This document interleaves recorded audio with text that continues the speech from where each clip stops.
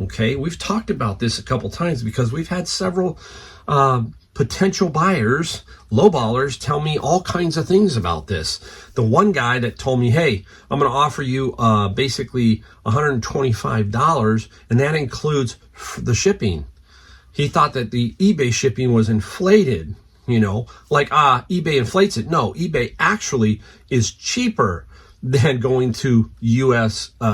Post Office, FedEx, or UPS.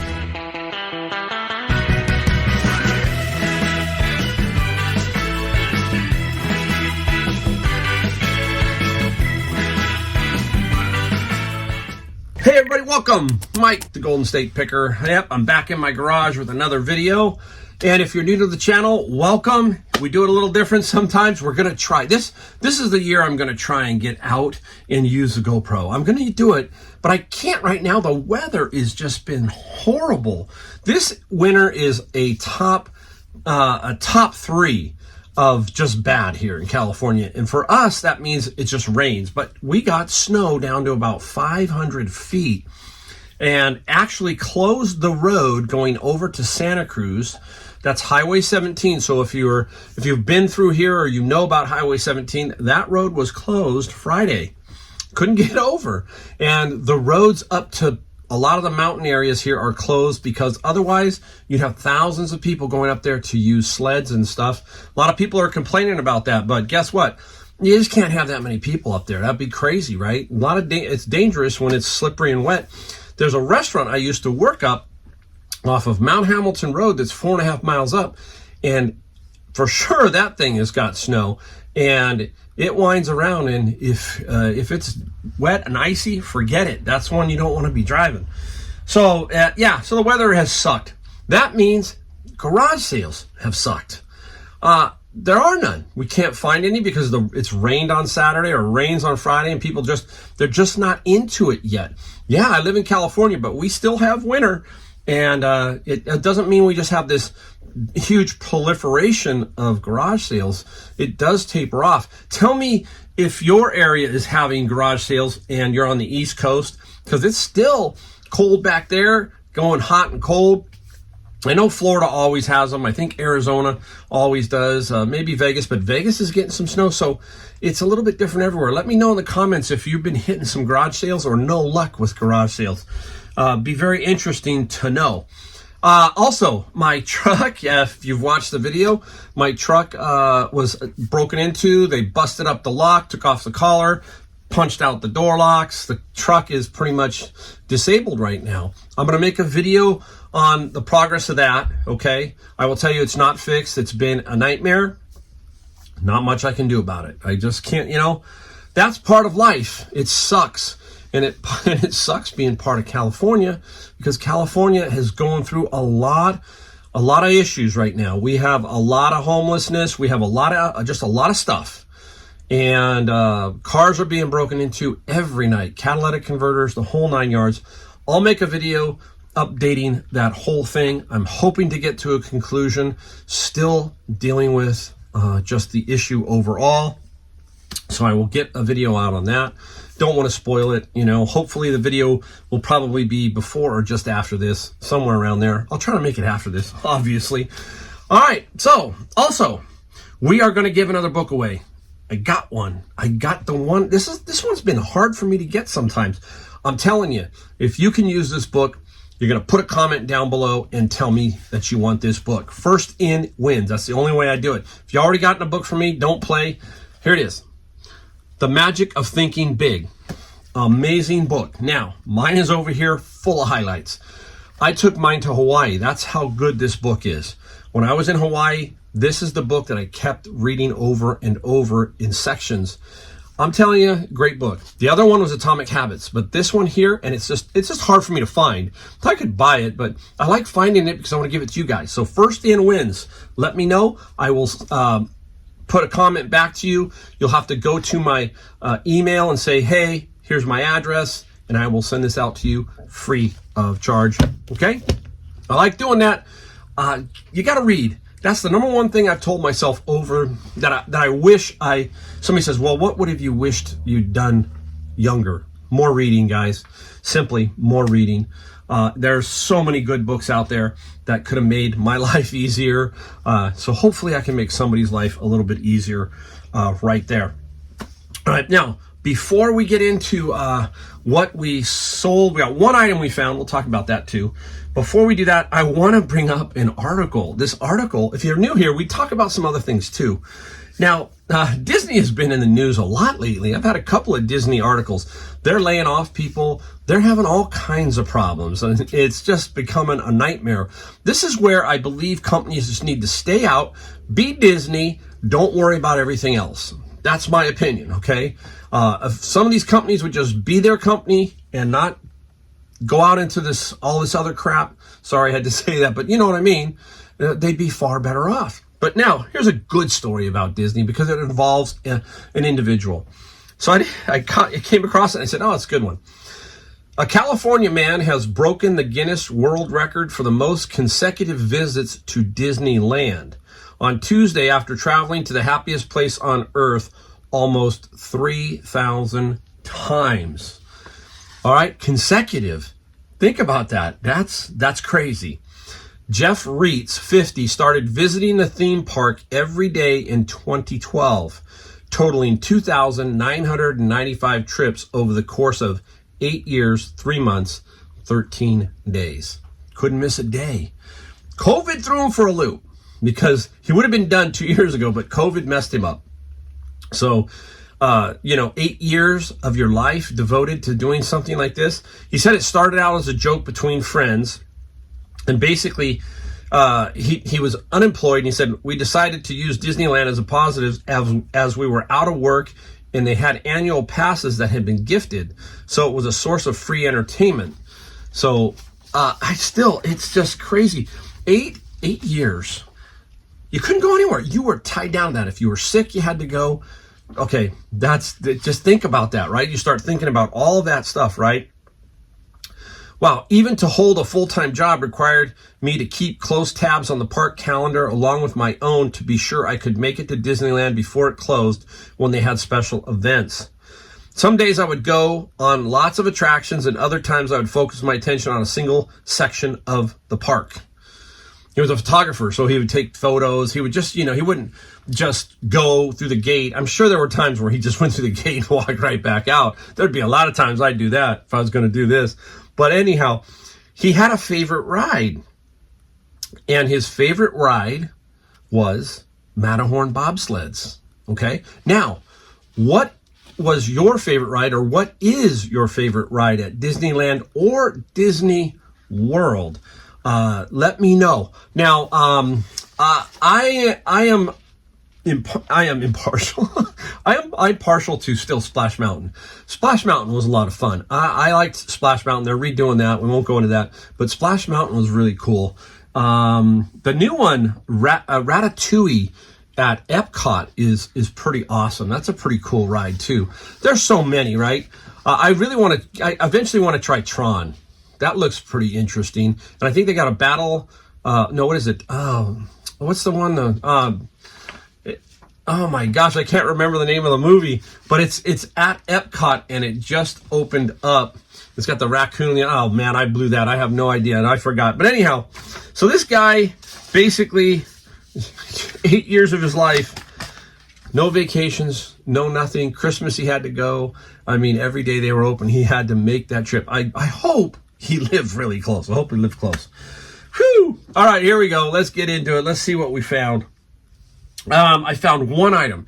Basically, being that my truck was down, I've been a little bit kind of like, a little frustrated. You get a little down. So I only know one way to get out of that, and that's to go out and do what I do. That means start looking. Go out in the stores and get your mind off of all that other stuff, right? So that's a good thing.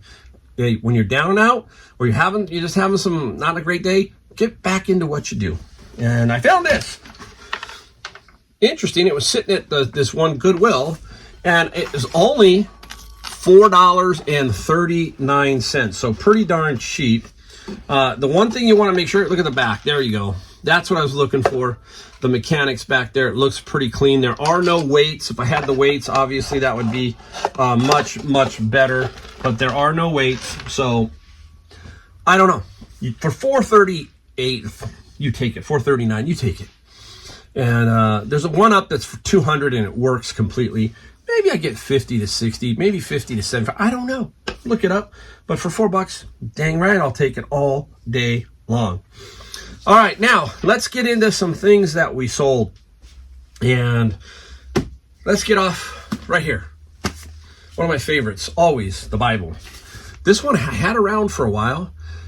How do I know that? Because it's at the bottom of the pile of the stacks that I build. I probably have 50 Bibles, I somewhere in that range. And this one here sold for $26 plus free shipping. Again, there are so many Bibles. We talk about that over and over, right? They're just everywhere, and you can make some good money on some of them. So keep your eye out for them. Let's see, where are we going to go? Well, let's give you a total too. 14 items equals $650 total. Not bad. I'll take that all day long, especially since things are a little bit, flat. And we give you $650, which we don't pad that by throwing the shipping in there. The shipping is a separate column. This is $650 gross. Got to take out a bunch of stuff. All right, up next, and you're going to see a lot of things. You're going to see the theme here of bin of books. It's not just books that I find other things. What are the bins? I get them from major thrift stores. You buy the Gaylords, $100 what I pay, and I go through them. Some books go to Amazon, and other books go to eBay, and things like this go to eBay. Right here, Frogger PlayStation, sealed, brand new. Anytime you see that kind of stuff, you got a shot. It's brand new. Frogger here sold for $35 plus, I got $8 shipping on it. $8 shipping. Nice. So keep your eye out for that kind of stuff. It's Frogger. And let's go right here to my mini LPs, everybody. If you've seen my videos over and over, you know that I sell these. This is a mini LP. This is one of my favorite Kinks albums, and it is One for the Road. And the song I like on here is, there's a song called Art Lover, and I just love the way that song sounds. And the other one is, oh my gosh, now I'm forgetting it, and it's all in Japanese in the back. But anyhow, Art Lover is my favorite on there. And this guy sold for $26 plus $5 shipping. And if you've been around a while, I got those at a garage sale, and after all was said and done, I paid 10 cents a CD. I got 400 of these and a bunch of other rock CDs, total about 1,450 CDs. So I paid $140 for them. Yeah, 140 bucks. I have made, that's my biggest find as far as a lot goes. Really, really nice. All right, back into the bin of books. Nothing spectacular. This has been around for quite a while. Some DVDs, and one is The End Time. The other one is The Wonders of God's Creations. Both were brand new. Sold for $20 plus $6 shipping. So $20 plus $6 shipping. Hey, I show you a little bit of everything. Up and down, all around, whole 9 yards. Here's something interesting. Look at this. Now, I've had this forever. I got this, I remember the garage sale. This guy had all kinds of eclectic, just weird stuff. And I was just throwing stuff in, and we made one big price, and I got everything. And so I don't really know what I paid for this, but I didn't pay a bunch of money for it. Let me see if I can get it off now. And it's a, what do you call it? It's a thermometer, and there it is right there, a thermometer. And the thermometer is a dairy thermometer, and sold for $10 plus $6 shipping. So pretty darn cool as far as thermometers go. Back then, hey, early on as a picker, I was putting stuff like this up. So this got to be, pretty. Today I probably wouldn't do anything with that, is what I'm trying to say. But at least I found it. That's the other thing. I had it up on a shelf, so it was kind of tucked away. And at least I found it. That's one good thing. All right, let's go into Star Trek. Now, if you watched, you saw the video where I sold the Star Trek script for $750. Okay, this was also in there. 6 Star Trek magazines. Okay, 6 of them. And the Star Trek magazines, I think they sold for $40. I'm looking, $40 plus $14 shipping. So that bin was a solid bin. I got the books and a bunch of other stuff, and I got that one script and some other scripts. So way cool. All I can tell you guys is I got a lot of people ask me about all these type of things, these bins, all this stuff. If you keep searching, networking, being curious, you're going to maybe latch on to something that's going to become a honey hole or something like that in your thrifting. You might find somebody who has a huge collection of stuff and is willing to sell piecemeal to you. I remember Lonnie had a guy who did a lot of, figurines, superheroes, a bunch of that kind of stuff. I don't know if he still has that guy, but that's what I'm talking about. You got to just build networks. All right, this one here is Panzer Blitz. It's a game. If you probably watched the other video where I showed you I got 80 of these games at Savers. Averaged about $4 or $5 total per game. Okay, I just took them all. And this is $80 here. Not 80, I got 80 of them. This one here, Panzer sold for $40 plus $17. Now, half of them are punched. They're these little like token cards. And half were punched and half were still on there. So if it's unpunched, we're talking probably another $30. So that game was cool. $40. Now, I got 80 of them, right? So if we averaged 40, that's $3,200. And what did I end up paying minus all my discount? About $327. So that is another really good find. And you just got to keep hunting, keep looking, guys. That's all you can do. All right, I like media.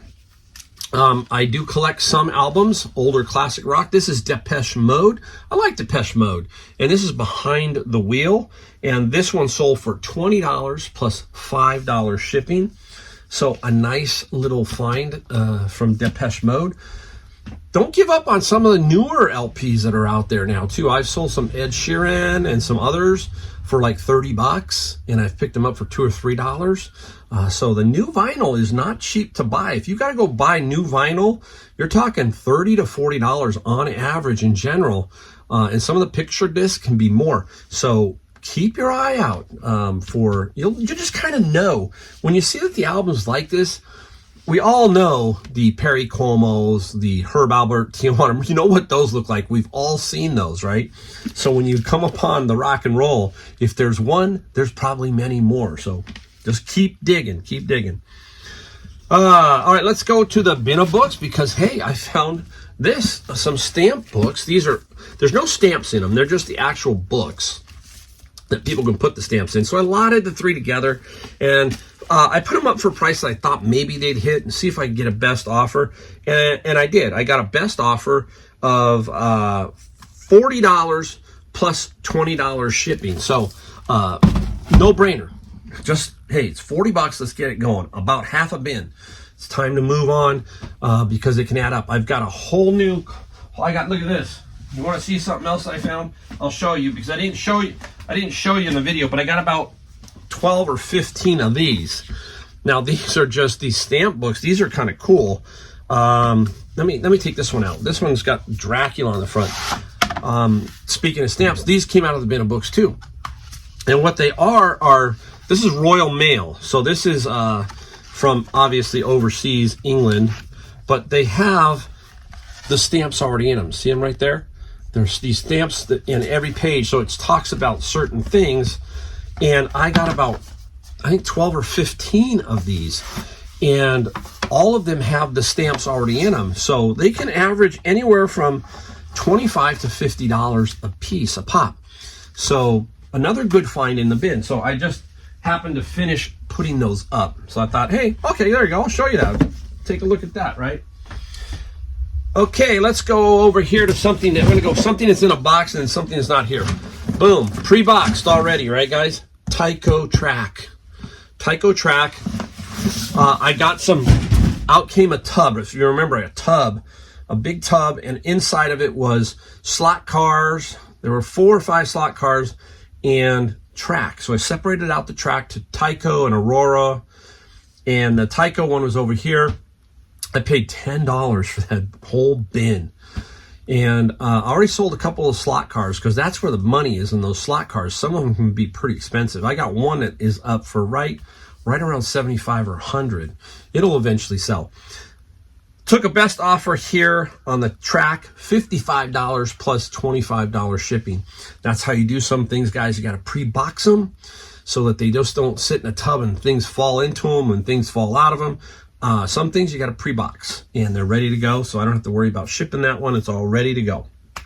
And now I'm going to put one up here because I don't have it. It's too heavy. And it is the Harman Kardon amp.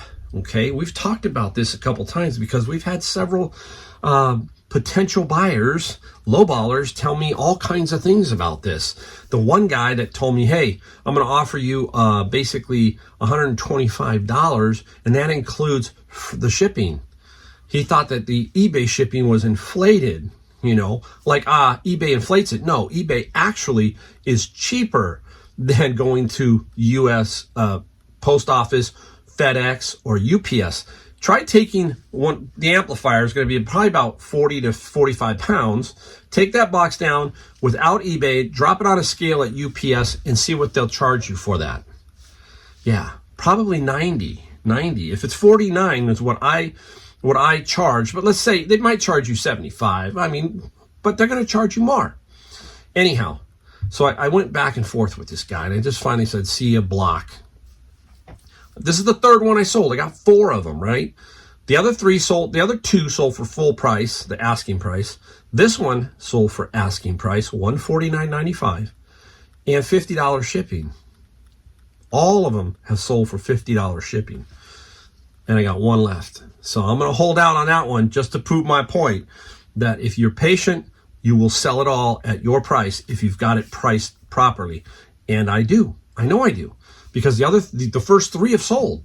One sold for $249, it was brand new. One sold for $199 in the box. This one sold for $149, no box. So I'm pretty sure that I'm right on the money, All right, we've got a few more. Let's go. Here we go.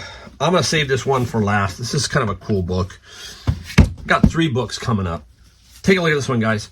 Program Evaluation, an Introduction to an Evidence-Based Approach. I have no idea. It's over my head. Not my pay grade, but it's $40 on eBay, $7 shipping. That's what I got. This one, I was gated, blocked, whatever you want to call it, on Amazon, and that happens quite a bit. So if you're out there, yes, I get blocked still. I don't get blocked as much, but I still have books that they will not let me sell. It doesn't mean I cannot sell it on what? eBay. Okay? So good one. Another one out of the bin of books, Advanced Dungeons and Dragons, Unearthed Arcana. Really good book, older school. And it got $60 plus, what do we get? $60, I gotta find it here, guys. Ooh, $60 plus $8 shipping. It's a lot of Dungeons and Dragons. Some of the Dungeons and Dragons you're blocked on Amazon again, so it just depends. But there's a solid amount of people out there that need this stuff, and that's sold for $60. All right, last one coming up. All right, I just thought it was super cool, and here we go. The book, The Art of Falconry. Art of Falconry. How sweet is that, right? It just, talks about, I don't know if there's any illustrations in here. I think there were some pictures. I got a luck or something. But anyhow, The Art of Falconry, right? And it's just amazing. The books are out there. There are some pictures in here. And it did sell. It sold for $90 plus $10 shipping. Super cool book. That's the fun thing about books. That's one that catches your eye. Art of Falconry. It's got to be worth some money, and it was. It had stuck around for a while, but that's okay. Sometimes you got to be patient, guys. You got to just hang in there. Let it roll for a little bit. That's why people say, wow, you got such a big inventory. Yeah, we have a big inventory. We thin it out with garage sales and some other things. We are not perfect. Everything we find doesn't sell. We try our best. That's why I'm talking about don't buy just to buy. I'm trying to be as as picky as I can be. But when I'm in these bin of books, if there's a $20 book and it's going to sell for 20, you just can't leave it. If it's 15, I'm have a hard, and I can get shipping, I'm not going to leave it. It's almost like free money. It's not 100% free, but the books are pretty much, when you add them all together, they're like not much, $1 a book, something like that. It's like pull out at least 100, maybe more. So you got to kind of think that way. Patience. Whew. All right, guys. Hey, again, another video. Disneyland article, pretty cool. I don't think I could do that 8 years. Let me know your favorite Disneyland ride or Disney World ride, all that kind of stuff. And I will see you in the next video. All right. Thanks, guys.